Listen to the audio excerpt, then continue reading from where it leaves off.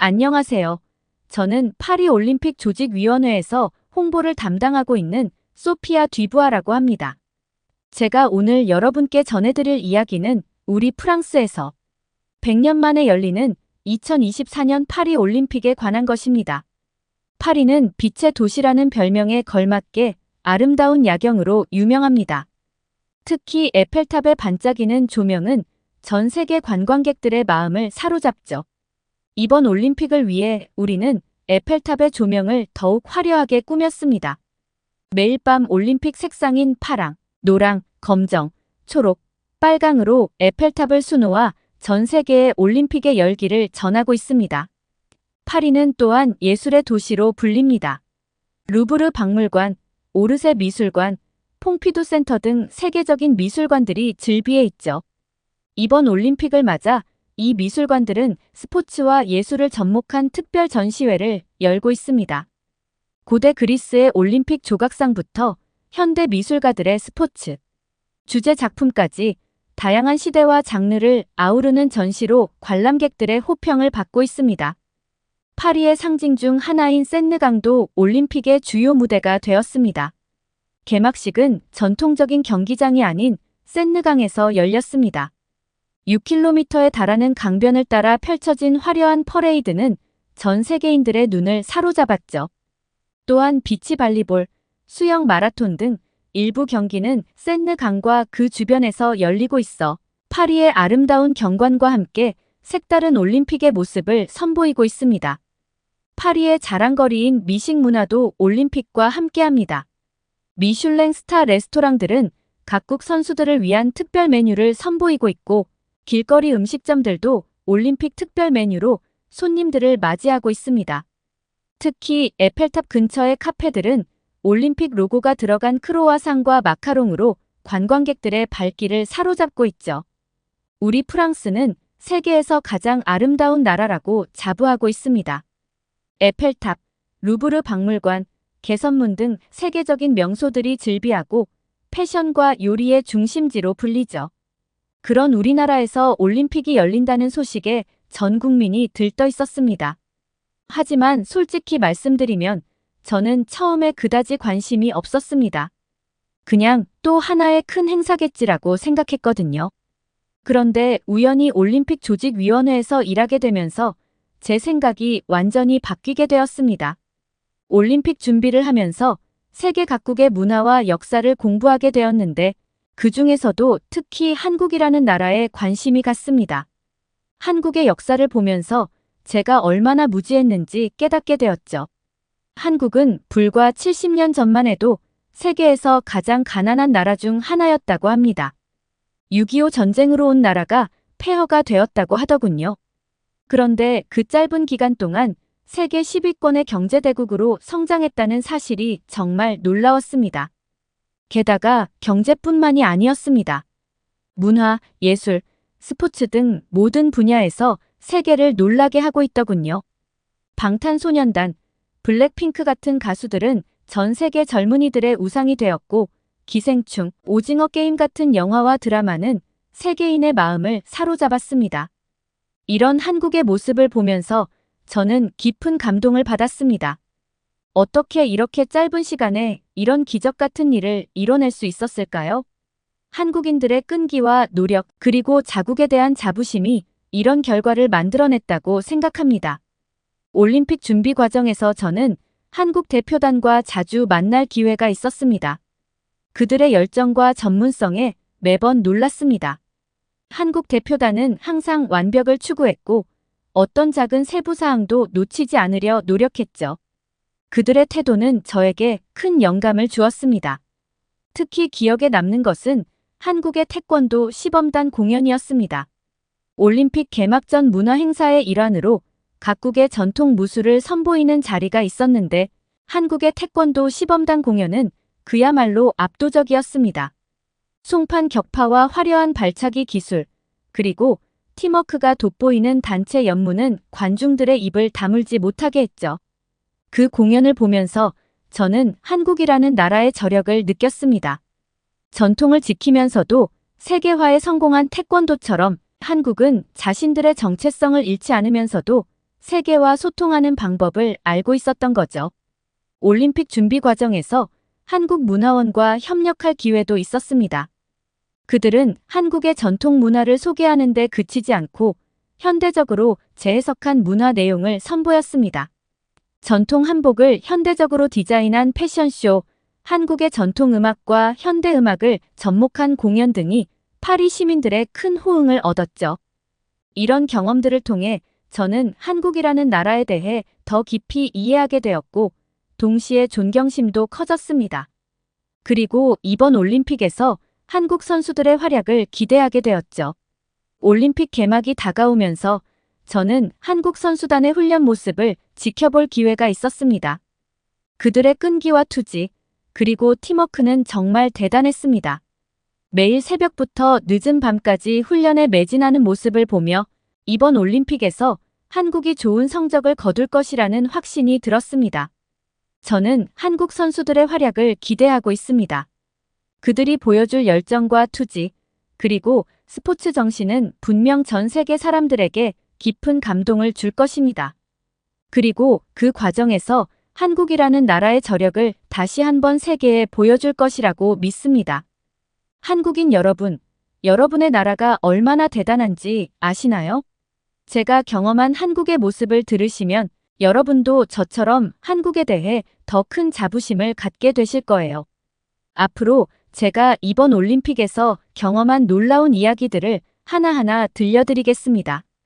파리 올림픽이 시작되고 나서 처음에는 정말 큰 어려움을 겪었습니다. 개막식부터 문제가 생겼어요. 우리는 프랑스의 자유로움과 예술성을 보여주고 싶어서 조금 파격적인 공연을 준비했는데 이게 너무 선정적이라는 평가를 받았습니다. 국제올림픽위원회에서 영상을 삭제해달라고 요청할 정도였으니까요. 그리고 더 큰 문제가 발생했습니다. 올림픽 초반에 성폭행 사건이 일어난 거예요. 이 소식이 퍼지면서 전 세계 사람들이 파리 올림픽의 안전에 대해 의문을 제기하기 시작했습니다. 정말 큰 충격이었죠. 우리는 환경 보호를 위해 여러 가지 정책을 시행했는데 이것도 문제가 되었습니다.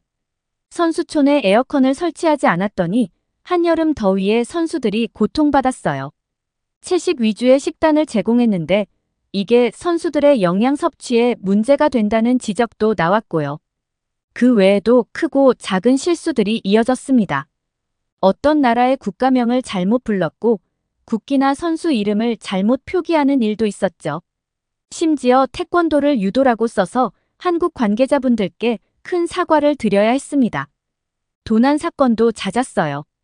관광객들의 물건이 없어지는 건 물론이고 선수들의 소지품까지 도난당하는 일이 발생했습니다. 파리의 치안 문제가 전 세계에 알려지게 된 거죠. 이런 상황에서 우리 조직위원회는 정말 큰 압박을 받았습니다. 매일 아침 회의 때마다 새로운 문제가 보고되었고 우리는 그것을 해결하기 위해 동분서주했죠. 하지만 문제는 해결되기는커녕 점점 더 늘어나는 것 같았어요. 그런데 이런 혼란 속에서 한 줄기 빛과 같은 존재가 있었습니다. 바로 한국 선수들이었어요. 한국 선수들은 경기장 안팎에서 놀라운 모습을 보여주었습니다. 특히 양궁에서는 정말 대단했어요.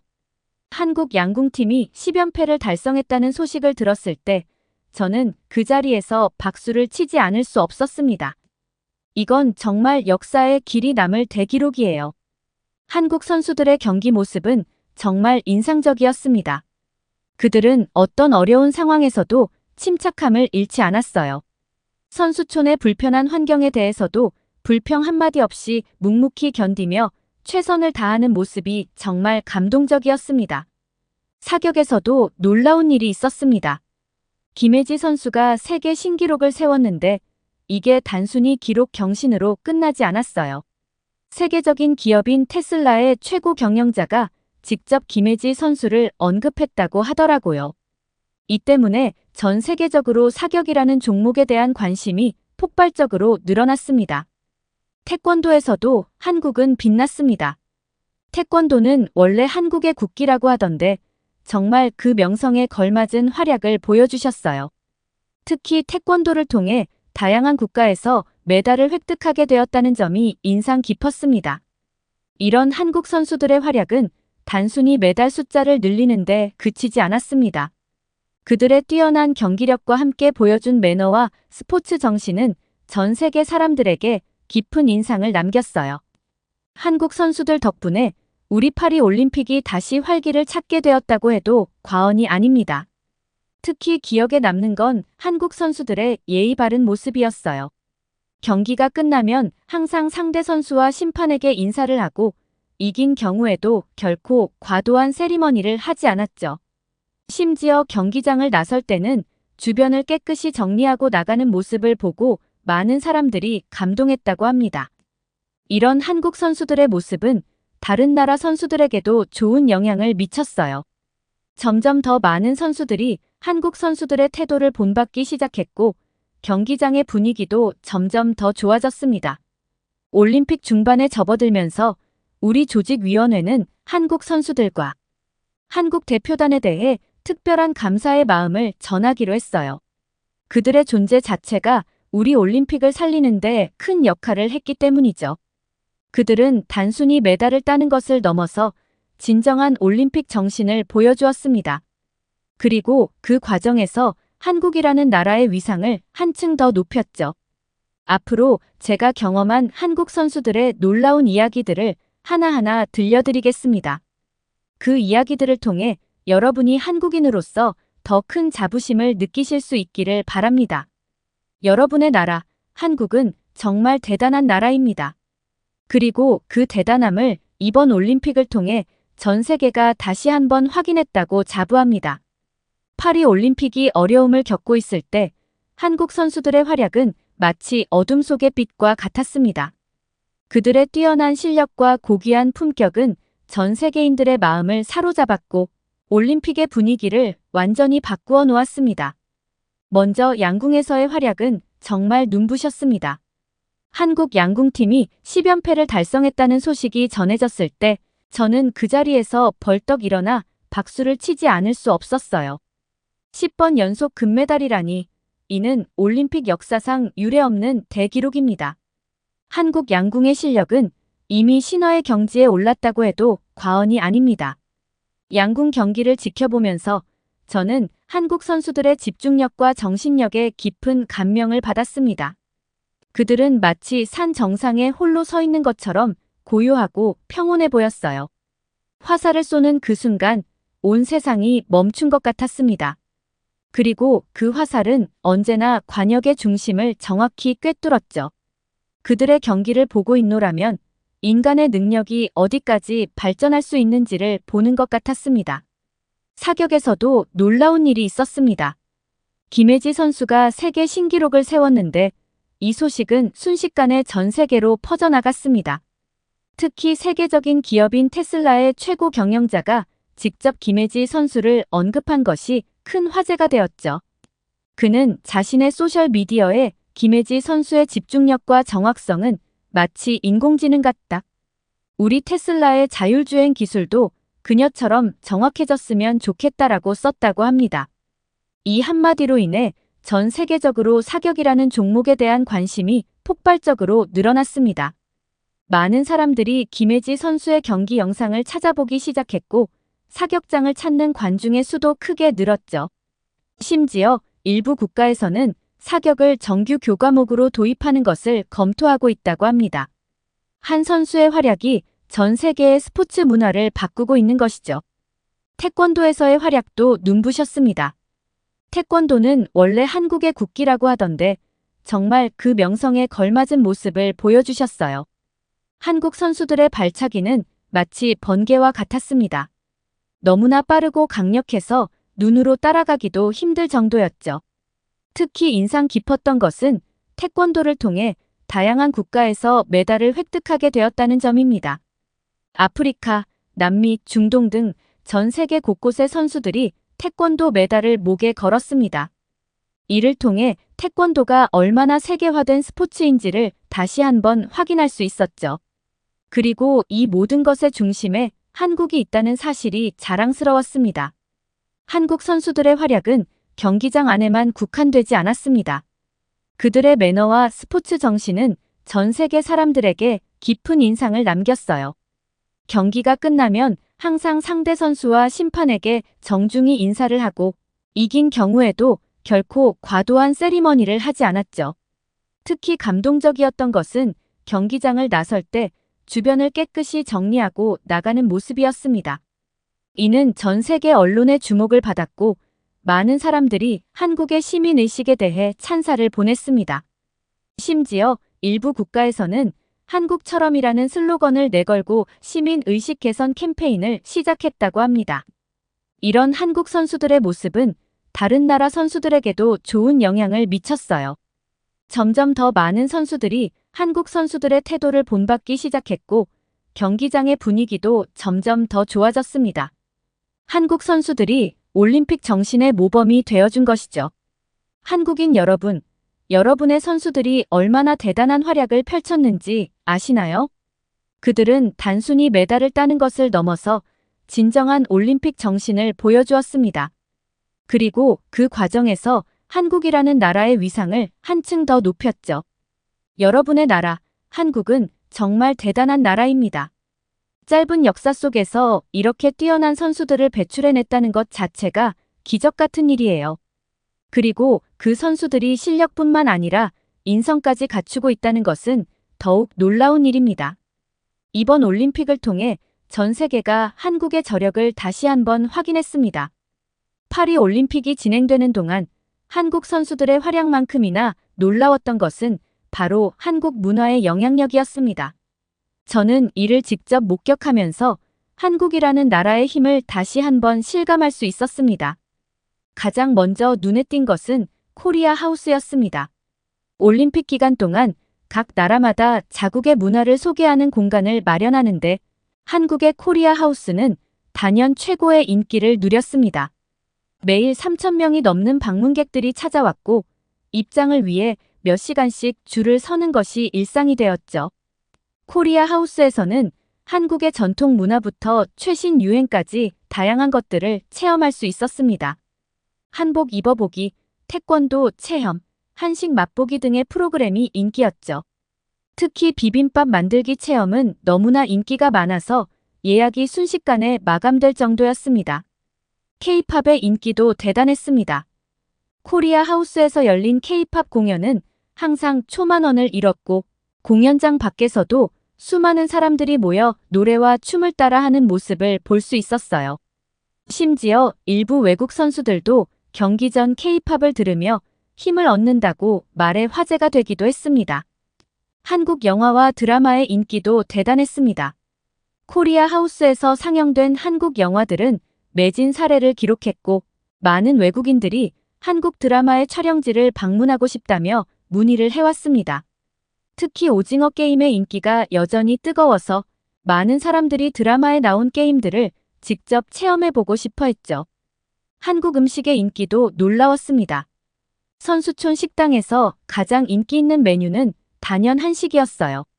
비빔밥, 불고기, 김치찌개 등이 선수들 사이에서 큰 인기를 끌었고 특히 김치는 건강식품으로 각광받아 많은 선수들이 찾았습니다.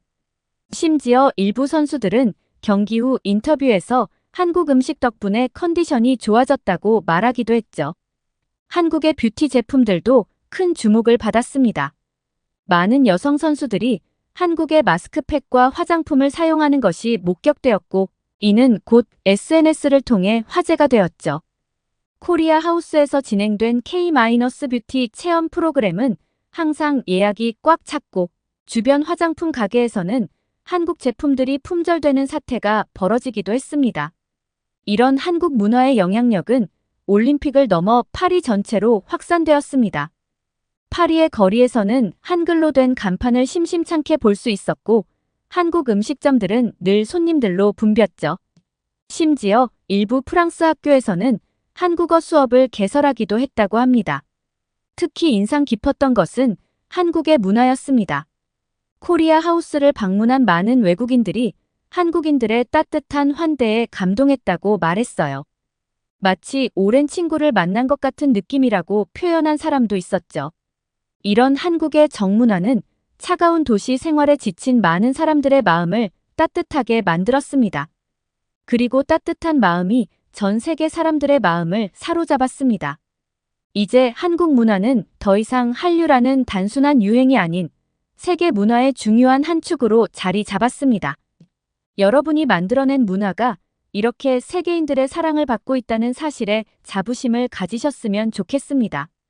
한국 문화의 힘은 앞으로도 계속해서 세계를 변화시킬 것입니다. 그리고 그 중심에 여러분이 있다는 것을 잊지 마세요. 여러분은 정말 대단한 문화유산의 주인공들입니다. 파리올림픽 조직위원회의 일원으로서 저는 한국 선수들과 한국 문화의 영향력을 가장 가까이에서 지켜볼 수 있었습니다. 그리고 그 과정에서 우리 조직위원회가 어떻게 변화했는지, 한국에 대해 어떤 반응을 보였는지를 여러분께 전해드리고 싶습니다. 먼저 토니 에스탄게 조직위원장의 말씀을 전해드리겠습니다. 그는 올림픽 중반 즈음에 이런 말씀을 하셨어요. 우리는 한국에게 큰 빚을 졌습니다. 한국 선수들과 한국 문화가 없었다면 이번 올림픽은 큰 위기에 빠졌을 것입니다. 한국은 이번 올림픽의 숨은 영웅입니다. 이 말씀은 단순한 외교적 수사가 아니었습니다. 실제로 우리 조직위원회 내부에서는 한국에 대한 감사와 존경의 목소리가 끊임없이 나왔습니다. 매일 아침 열리는 회의에서는 항상 한국 선수들의 활약과 한국 문화의 영향력에 대한 이야기가 오갔죠. 특히 한국 선수들의 매너와 스포츠 정신은 우리에게 큰 감동을 주었습니다. 어떤 상황에서도 예의를 잃지 않고 상대방을 존중하는 그들의 모습은 올림픽 정신의 귀감이 되었죠. 우리는 이런 한국 선수들의 모습을 다른 나라 선수들에게도 알리고 싶어 했습니다. 한국 문화의 인기에 대해서도 우리는 놀라움을 금치 못했습니다. 코리아 하우스의 성공은 우리의 예상을 훨씬 뛰어넘는 것이었어요. 처음에는 그저 여러 국가관 중 하나일 뿐이라고 생각했는데 어느새 올림픽의 또 다른 명소가 되어 있더군요. 이에 우리 조직위원회는 코리아 하우스에 더 많은 지원을 하기로 결정했습니다. 더 넓은 공간을 제공하고 더 많은 행사를 할 수 있도록 도왔죠. 심지어 일부 조직위원들은 다음 올림픽에서는 코리아 하우스를 올림픽 공식 행사장으로 지정해야 한다고 제안하기도 했습니다. 한국 음식의 인기에 대해서도 우리는 큰 관심을 가졌습니다. 선수촌 식당에서 한식 코너를 확대하고 한국 요리사들을 추가로 초빙했죠. 많은 선수들이 한식 덕분에 컨디션이 좋아졌다고 말하는 것을 듣고 우리는 다음 올림픽에서도 한식을 주요 메뉴로 제공해야 한다는데 의견을 모았습니다. K-팝의 영향력도 우리에게는 큰 놀라움이었습니다. 처음에는 그저 젊은이들의 유행이라고만 생각했는데 실제로 보니 그 열기가 대단했어요. 우리는 급히 K-팝 공연을 올림픽 공식 행사에 포함시키기로 결정했고 이는 큰 성공을 거두었습니다. 이런 경험들을 통해 우리 조직위원회는 한국이라는 나라에 대해 완전히 새로운 시각을 갖게 되었습니다. 한국은 더 이상 그저 아시아의 작은 나라가 아니었어요. 세계를 선도하는 문화 강국이자 스포츠 강국으로 우리 눈앞에 우뚝 서 있었습니다. 우리는 이번 올림픽이 끝난 후 한국 선수단과 한국 정부에 공식적인 감사 서한을 보내기로 결정했습니다. 그리고 앞으로 있을 국제 스포츠 행사에서 한국과 더 긴밀히 협력하기로 했죠. 한국의 경험과 노하우를 배우고 싶다는 의견이 조직위원회 내에서 강하게 제기되었기 때문입니다. 한국인 여러분, 여러분의 나라가 이번 올림픽에서 얼마나 큰 역할을 했는지 아시나요? 여러분은 단순히 메달을 따는 것을 넘어서 올림픽 전체의 분위기를 바꾸고 성공으로 이끄는데 결정적인 역할을 했습니다. 우리 조직위원회의 모든 구성원들은 한국의 깊은 감사의 마음을 갖고 있습니다. 여러분이 만들어낸 이 놀라운 성과를 자랑스럽게 여기셨으면 좋겠습니다. 한국은 이제 세계 무대에서 중요한 위치를 차지하고 있습니다. 그리고 그 중심에 여러분이 있다는 것을 잊지 마세요. 여러분은 정말 대단한 나라의 국민입니다. 이제 제가 직접 목격하고 경험한 한국 선수들의 구체적인 이야기들을 들려드리고자 합니다. 이 이야기들은 제가 올림픽 기간 동안 가장 감동받고 놀라웠던 순간들입니다. 먼저 양궁 경기장에서의 일입니다. 한국 양궁팀의 10연패 달성은 이미 말씀드렸지만 그 과정에서 있었던 일화는 정말 잊을 수 없습니다. 결승전 당시 한국의 김재덕 선수가 경기 직전 활시위가 파손되는 불상사가 있었습니다. 보통 이런 상황이면 선수들이 당황해서 제 실력을 발휘하지 못하는 경우가 많은데 김재덕 선수는 놀라울 정도로 침착했습니다. 그는 조용히 코치에게 다가가 새 활시위를 받아 교체했고 마치 아무 일도 없었다는 듯이 다시 사대에 섰습니다. 그리고 그가 쏜 첫 화살은 10점 만점을 기록했죠. 이 모습을 본 관중들은 모두 기립박수를 쳤습니다. 경기 후 인터뷰에서 김재덕 선수는 위기는 곧 기회라고 생각했습니다. 활시위가 바뀌어서 오히려 더 집중할 수 있었어요 라고 말해 모두를 감동시켰습니다. 다음은 태권도 경기장에서의 일입니다. 한국의 이다빈 선수가 결승전에서 세계 랭킹 1위 선수와 대결했을 때의 일이에요. 경기 초반, 이다빈 선수가 상대의 강한 발차기에 머리를 맞아 잠시 쓰러졌습니다. 모두가 경기가 끝날 것이라고 생각했죠. 하지만 이다빈 선수는 놀랍게도 일어났고 오히려 더 강한 투지를 보이며 역전승을 거두었습니다. 경기 후 이다빈 선수는 쓰러졌을 때 태극기를 보았어요. 그 순간 내가 대한민국을 대표해 싸우고 있다는 것을 다시 한번 깨달았습니다. 포기할 수 없었죠 라고 말했습니다. 이 말을 들은 외국 기자들은 모두 감동의 눈물을 흘렸다고 합니다. 수영 경기에서도 잊을 수 없는 장면이 있었습니다. 황선우 선수의 이야기인데요. 그는 준결승전에서 아쉽게 결승 진출에 실패했습니다. 보통 이런 경우 선수들이 크게 실망하고 인터뷰도 거부하는 경우가 많은데 황선우 선수는 달랐습니다. 그는 밝은 표정으로 인터뷰에 응했고 이번 실패를 교훈 삼아 더 열심히 노력하겠습니다. 다음 올림픽에서는 꼭 메달을 따겠습니다 라고 말했죠. 그리고 놀랍게도 다음날 있었던 계주 경기에서 최선을 다해 팀의 동메달 획득에 기여했습니다. 이런 그의 모습에 많은 사람들이 감동했고 외국 언론에서도 진정한 스포츠맨십의 표본이라고 극찬했습니다. 육상 트랙에서도 감동적인 장면이 있었습니다. 여자 마라톤에서 한국의 김도연 선수가 경기 중 넘어진 케냐 선수를 일으켜 세우고 함께 뛰는 모습이 포착된 것입니다. 김도연 선수는 이로 인해 자신의 기록이 조금 늦춰졌지만 경기 후 올림픽 정신은 경쟁보다 협력에 있다고 생각합니다. 제가 한 행동은 당연한 것이었어요 라고 말했습니다. 이 장면은 전 세계 방송에서 집중 조명되었고 국제올림픽위원회에서는 김도연 선수에게 특별 스포츠맨십상을 수여했습니다.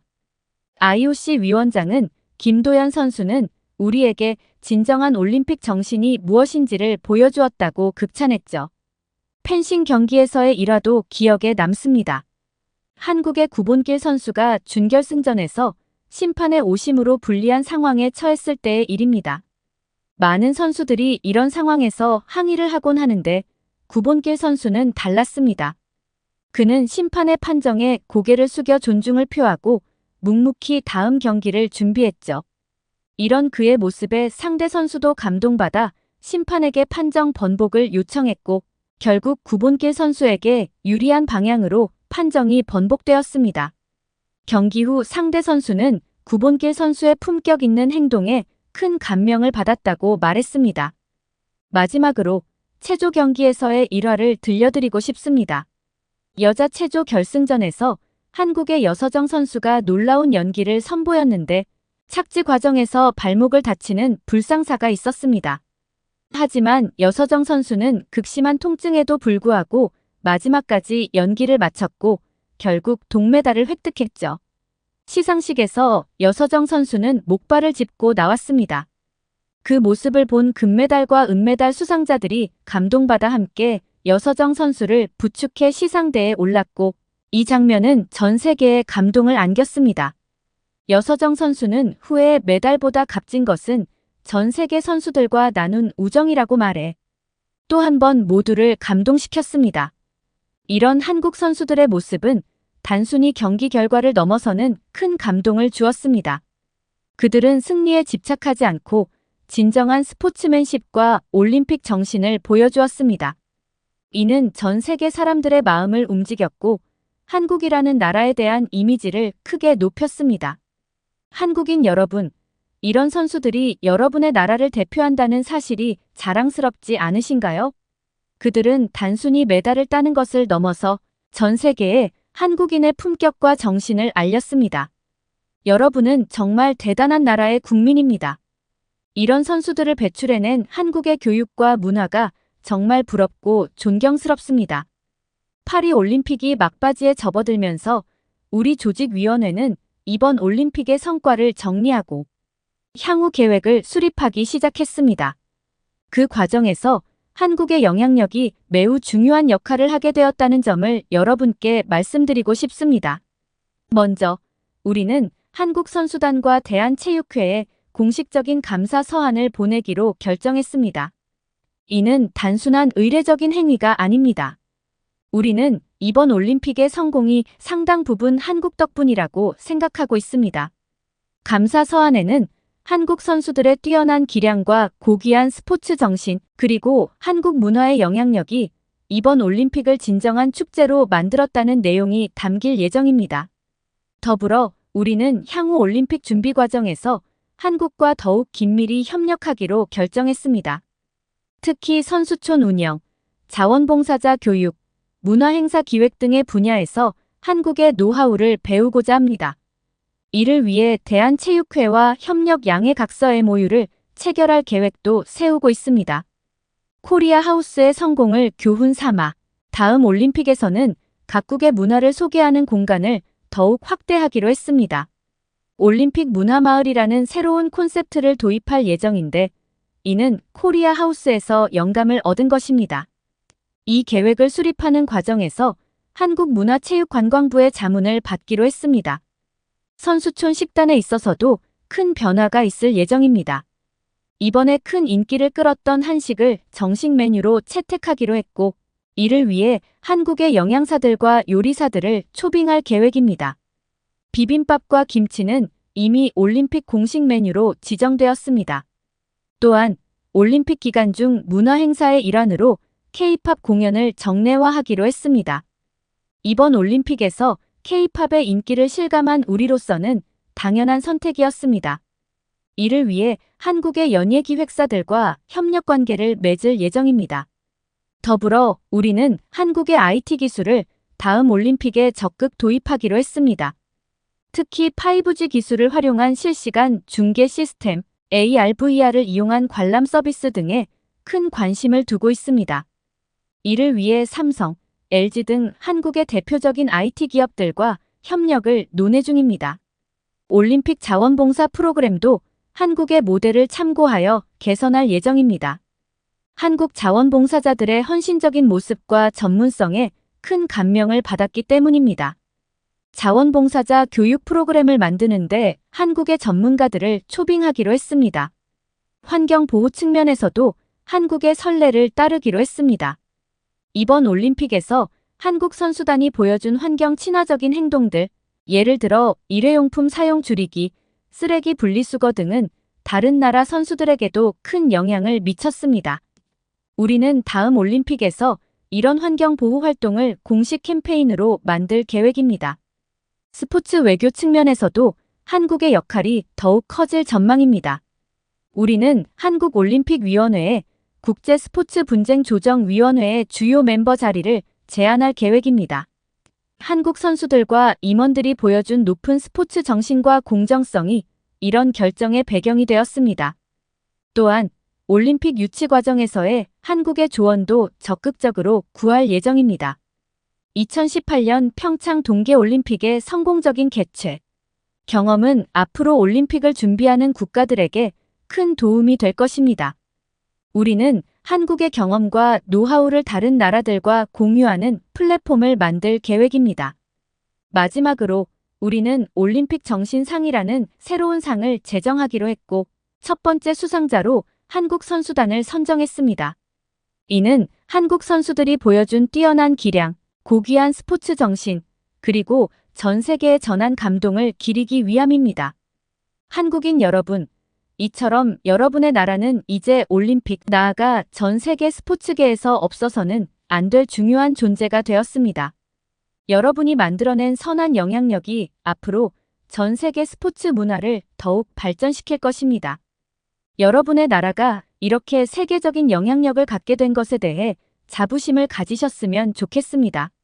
한국은 이제 단순히 스포츠 강국을 넘어 전 세계 스포츠 문화를 선도하는 나라가 되었습니다. 이는 여러분 모두의 노력과 열정이 만들어낸 결과입니다.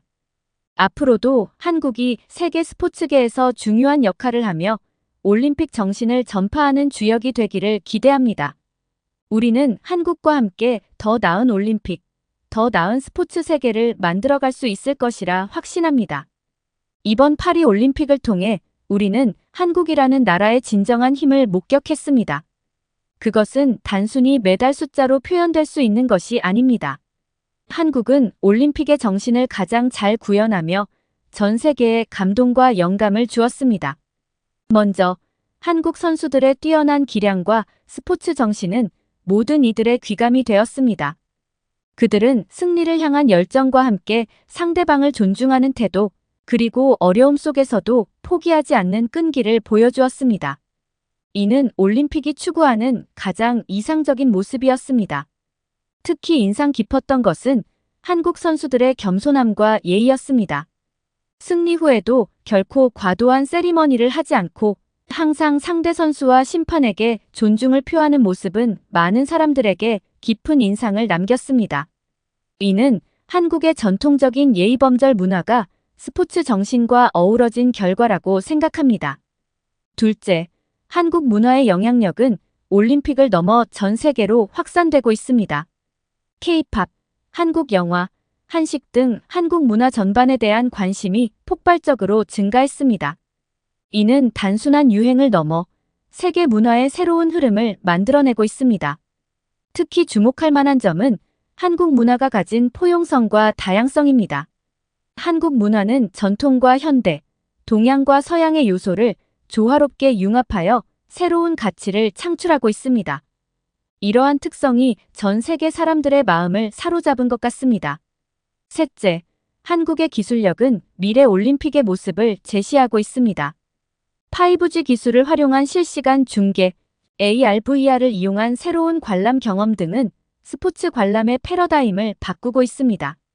이는 한국이 단순한 스포츠 강국을 넘어 스포츠 산업의 미래를 선도하는 국가로 자리매김하고 있음을 보여줍니다. 넷째, 한국의 환경 보호에 대한 노력은 올림픽의 지속 가능성에 대한 새로운 기준을 제시했습니다. 재활용 선수복, 친환경 시설 운영 등 한국 선수단이 보여준 환경의식은 다른 나라들에게 큰 영감을 주었습니다. 이는 앞으로의 올림픽이 나아가야 할 방향을 제시한 것이라 할 수 있습니다. 다섯째, 한국의 조직력과 시민의식은 대규모 국제 행사 운영의 새로운 모델을 제시했습니다. 완벽한 준비성과 효율성, 그리고 시민들의 적극적인 참여는 향후 올림픽 개최국들이 본받아야 할 점입니다. 특히 자원봉사자들의 헌신적인 모습은 올림픽 정신을 가장 잘 구현한 예라고 할 수 있습니다. 이러한 한국의 영향력은 앞으로 더욱 커질 것으로 전망됩니다. 스포츠 강국으로서뿐만 아니라 문화 강국, 기술 강국으로서 한국의 위상은 계속해서 높아질 것입니다. 더불어 한국이 보여준 스포츠 정신과 올림픽 정신은 전 세계 스포츠계의 새로운 표준이 될 것입니다. 우리는 이번 올림픽을 통해 한국이 가진 무한한 잠재력을 목격했습니다. 짧은 역사 속에서 이루어낸 한국의 성과는 실로 놀랍습니다. 전쟁의 폐허에서 일어나 경제 강국이 되고 이제는 세계 문화를 선도하는 나라가 되었습니다. 이는 한국인들의 끈기와 노력, 그리고 혁신의 정신이 만들어낸 결과일 것입니다. 한국의 이러한 성공은 많은 나라들에게 희망과 영감을 주고 있습니다. 특히 개발도상국들에게 한국은 하나의 롤모델이 되고 있습니다. 한국이 할 수 있다면 우리도 할 수 있다는 말이 세계 곳곳에서 들려오고 있습니다. 한국인 여러분, 여러분의 나라가 이룩한 성과와 세계에 미친 영향력을 자랑스럽게 생각하셨으면 좋겠습니다. 여러분은 이제 세계를 선도하는 나라의 국민입니다. 여러분이 만들어낸 변화와 혁신은 전 세계에 긍정적인 영향을 미치고 있습니다. 앞으로도 한국이 세계 무대에서 더 큰 역할을 하며 인류 발전에 기여하는 나라가 되기를 기대합니다. 우리는 한국과 함께 더 나은 미래, 더 나은 세계를 만들어갈 수 있을 것이라 확신합니다. 마지막으로 저는 이번 올림픽을 통해 한국이라는 나라와 한국 국민들에 대해 깊은 애정과 존경심을 갖게 되었습니다. 여러분의 열정, 노력 그리고 품격 있는 모습에 진심으로 감사드립니다. 한국은 이제 제 마음속에 특별한 나라로 자리 잡았습니다. 언젠가 꼭 한국을 방문하여 직접 한국의 문화와 정신을 경험해보고 싶습니다. 한국의 미래가 더욱 빛나기를, 그리고 한국이 세계에 더 많은 긍정적인 영향을 미치기를 진심으로 기원합니다. 감사합니다. 프랑스의 우아하고 품격 있는 한 카페. 프랑스 대혁명 때부터 대대손손 이어져 온 장인 정신이 깃든 커피와 차를 직접 재배하고 우려내서 판매한다고 하는데요. 그런데 갑자기 백인 여자 손님이 카페에 있던 한국인에게 한국말 역겹다 조용히 해달라고 쏟아냅니다. 옆에 앉아있는 한인 학생들이 한국말을 하는 것을 듣기 싫다며 백인 여성 고객이 인종차별적 말을 한 겁니다. 카페 종업원들까지 나서서 모욕적인 언행을 그만하라고 말렸지만 여성은 막무가내였습니다. 결국 종업원들의 신고로 경찰이 출동하고 나서야 여성은 카페에서 쫓겨났습니다. 피해를 당한 한인 학생들은 사람들에게 인종차별 문제에 대한 각성을 촉구하기 위해 인터넷에 동영상을 올렸고 50만 건 가까운 조회수를 기록하고 있습니다. 외국에서는 이렇게 곳곳에서 예상하지 못한 순간에 인종차별을 당하는 경우가 적잖은데요. 남의 나라에 산다는 게 참 쉬운 일이 아닌 것 같습니다. 안녕하세요. 저는 프랑스의 커피숍을 운영하는 앙뚜아라고 합니다. 저는 중견기업 회계팀에서 일하고 있습니다.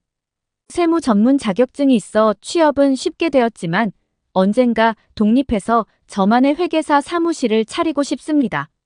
그러다 어머니께서 나이가 들어 하나둘 재산 정리를 하시면서 파리에 있는 조그마한 가게를 갖고 있는데 2달째 비어있고 더 이상 관리할 체력이 없으니 팔아달라고 하시더라고요. 그 자리는 관광객들이 꼭 들르는 자리라 새가 잘 나가는 자리인데도 어찌된 일인지 이번에는 계속 비더라고요.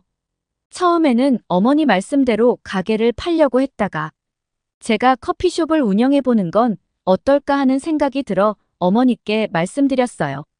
지금은 직장인이지만 빨리 독립해서 저만의 사무실을 차리고 싶었거든요. 각각의 실내는 작은 크기지만 프랑스는 베개도로 앞 테라스까지 사용할 수 있으니 코너에 있는 어머니 가게는 실내 면적보다 테라스가 3배는 더 되거든요. 어머니는 직접 운영해보는 것도 좋겠다고 흔쾌히 허락해 주셨어요. 회사에도 약간의 양해를 구해 오픈 후 1달 정도만 단축 근무를 할 수 있게 해달라고 했습니다. 이후 모자란 근무 시간을 꼭 채우겠다고 하고 말입니다. 그렇게 저는 커피숍을 오픈했습니다. 저를 제외하고 직원을 3명 채용했죠. 저를 대신할 총괄 매니저가 필요했죠. 처음엔 정말 장사가 잘 되었습니다. 테이크아웃 손님도 많았고 매장 안팎으로 자리가 꽉꽉 찼습니다. 어떤 날은 매장에 손님이 꽉 차서 음료를 내줄 머그컵도 없을 때가 있을 정도였지. 오픈은 성공적이었고 3주 정도 지나 어느 정도 자리를 잡은 후 저는 직원 중에 가장 성실하고 손님에게 친절해서 평이 좋았던 안드레아에게 총괄 매니저를 맡아달라고 제안했습니다. 안드레아는 저와 같이 있는 동안 정말 자기가 사장인 것처럼 세심하게 신경을 썼습니다. 커피가 많이 볶아서 쓴맛이 강해진 것을 발견한 것도 테이크아웃. 종이컵의 재질이 얇아졌다며 항의한 것도 모두 안드레아였습니다. 안드레아는 커피숍 일이 자신의 적성에 맞다며 급여만 만족한다면 총괄 매니저를 맡고 싶다고 했죠. 저는 직장에 충실해야 했기에 보통의 매니저보다 약간 더 얹어서 안드레아가 오래 일할 수 있도록 했습니다. 그리고 마음 편히 다시 직장일에 집중하기 시작했죠. 그렇게 2달이 지났습니다. 매출은 꾸준히 유지되었고 안정되었습니다. 퇴근 후 매일 가게에 가서 청소를 하고 주방을 살폈는데 안드레아가 워낙 잘하다 보니 딱히 할 일이 없더라고요. 그러다 보니 일주일에 4번, 3번 그리고 2번, 그러다 주말에 1번만 가게 되었습니다. 그 이후 매출이 약간씩 떨어지기 시작했죠. 가게에 사장이 있고 없고에 따라 매출이 차이 난다고는 알고 있었기 때문에 저는 그 정도면 안드레아가 잘해주고 있다고 생각했습니다. 그런데 매출이 계속 떨어지는 것 아니겠습니까? 자꾸자꾸 내려가는 거였습니다. 파리의 관광객은 계속 꾸준한데 말입니다. 안드레아는 손님들에게 최선을 다하고 있는데 경쟁업체가 너무 많이 생겨서 그런 것 같다고 했습니다. 그러면서 커피숍 건물 위층에 있는 스파게티 식당도 손님이 줄어든 것 같은데 그렇다면 경기가 안 좋은 탓일 수도 있다고 하더라고요. 별다른 대책을 세우지 않은 채 또 1달이 흘러가는데 그땐 정말 큰일이 났습니다. 매출이 처음의 절반으로 떨어진 거였습니다. 저는 다시 회사가 끝나고 매일 가게로 출근했습니다. 비록 이 시간 정도밖에 안 되는 시간이었지만 매출이 떨어진 이유를 파악하고 싶었죠. 하지만 가게에는 손님이 아예 안 들어왔어요. 몇몇 프랑스인들이 테이크아웃만 해가고 말았습니다. 반면 건너편 커피숍에는 관광객들이 335 모여 커피를 주문하고 있었습니다. 그런 날이 반복되니 안드레아도 가게에 있는 것이 지루했던 모양입니다. 제가 퇴근하고 가게에 간 날 저는 안드레아에게 일찍 퇴근하라고 했습니다. 손님도 없으니 내가 마감하고 가겠다고 했죠. 안드레아를 보내고 저는 커피숍 여기저기를 살펴보았습니다. 벌레가 나왔나 아닌 커피 향이 작아졌나 하는 온갖 의구심이 들었습니다. 그러다 한 손님이 오셨는데 2층 스파게티 가게를 운영하는 사장님이었습니다. 사장님은 웃으면서 오랜만에 보는군 하며 반갑게 인사해 주셨죠. 저는 사장님께 스파게티 집은 장사가 잘 되냐고 여쭤보았습니다. 그런데 사장님은 답변 대신 저보고 견딜만 하냐고 되물으셨죠. 무슨 말씀인지 몰라 저는 사장님께 다시 여쭤봤더니 사장님은 저보고 설마 그 사건을 모르냐고 하시면서 어쩐지라고 혀를 차셨습니다. 저는 사장님께 이야기를 듣고 미치는 줄 알았습니다. 제가 안드레아에게 총괄 매니저 역할을 주면서 직원 채용도 그녀의 권한으로 주었죠. 그녀는 오후 카페를 봐줄 직원 채용 공고를 냈는데 파리에 사는 브라질 출신의 프랑스인 랭시아 씨를 흑인이라는 이유로 채용을 거부했다고 합니다.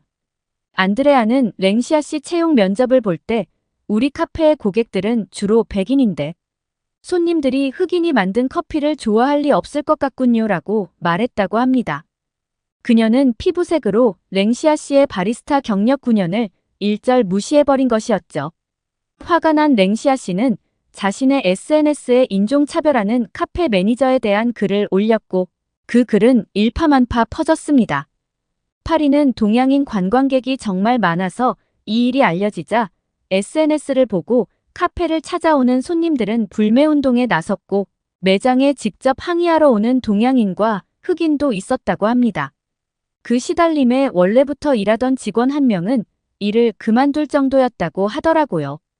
전원 알바하는 직원은 본래 오래 일을 안 하는 거라고 들어서 그냥 그 직원의 개인 사정으로 관둔 줄 알았거든요. 카페 페이스북에는 비난의 댓글이 쇄도했고 일부는 가게에 계란과 밀가루를 던지는 사진을 올리기도 했습니다.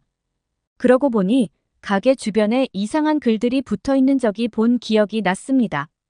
카페 주변 전봇대에는 감히 인종차별을 하다니 대단히 고맙다고 비아냥대는 벽보가 붙어 있었죠.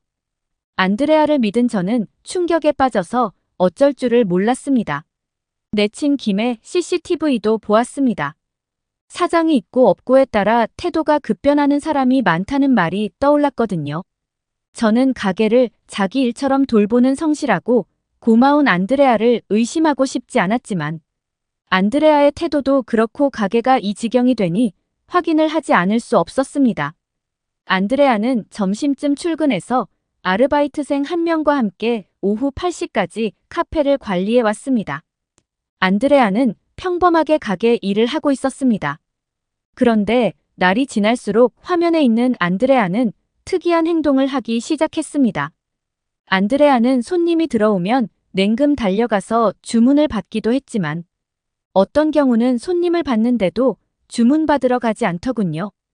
어떤 손님은 계속 주문받으러 오지 않으니 저희 카페 직원을 계속 쳐다보다가 본인이 직접 직원을 불렀습니다. 그러나 놀랍게도 안드레아는 손은 흔들어가며 손님을 싹 무시하더라고요. 제 눈을 의심했습니다. 대체 이게 무슨 일인가요?